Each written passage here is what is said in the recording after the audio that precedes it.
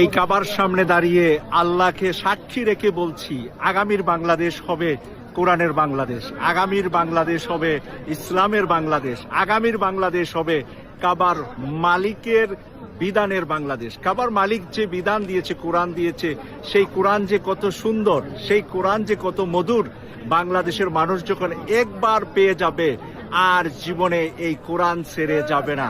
এবং এই কোরআন যে আজকে আমার পিছনে দেখতে পাচ্ছেন যে আমাদের বোনেরা, আমাদের ভাইয়েরা, নারী পুরুষ একসাথে কিভাবে কাবার ঘরে পাগলের মতো ঘুরছে, কেউ কাউকে আর চোখে দেখছে না, কেউ কাউকে বাধা দিচ্ছে না, কেউ কাউকে নিয়ে উপহাস করছে না, সবাই সমান।